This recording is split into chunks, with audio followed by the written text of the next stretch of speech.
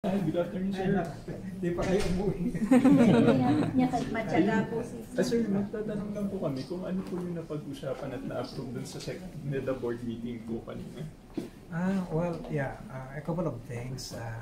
One was the project of the Civil Service Commission and Philippine Civil Service Modernization Project.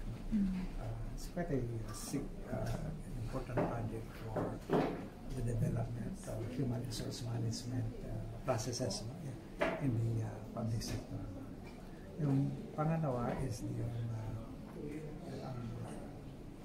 the request for the increase in cost and extension of implementation period and loan validity. Yung Metro Manila priority bridges seismic improvement project. No? That's for the improving the safety and resilience of two bridges in Metro Manila. No?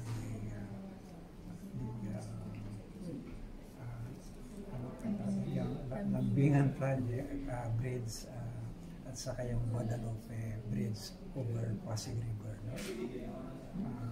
Then also confirmation of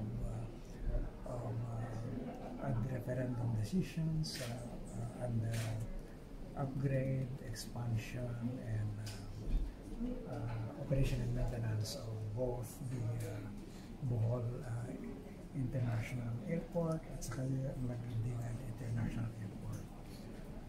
We also reported on the progress in the implementation of the 186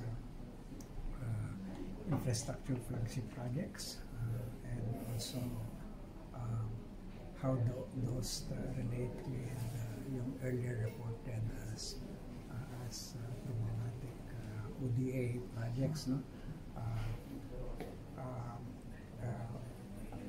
Providing the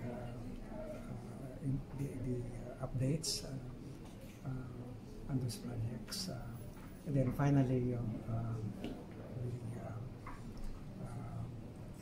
the board decided to include the Department of Agriculture and the Department of Education secretaries in the NEDA board to ensure that the priorities of this administration with respect to agriculture, food security, as well as education, particularly the development of skills for a competitive economy, properly attended.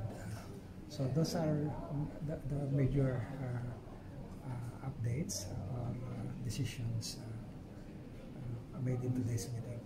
So how about the flood control projects po in connection with the heavy rains right now? Napag-usapan din po kanina.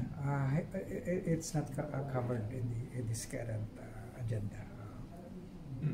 Sir, yung regarding po dun sa EO62, yung sa regarding sa tariff ng rice, every 4 months po supposedly i-review po siya. Yes, that's in the EO62. Okay. Sa ngayon po ba may recommendation na yung NEDA to adjust yung tariff for rice? Wala pa naman because the review, yung first 4 months will be around November pa.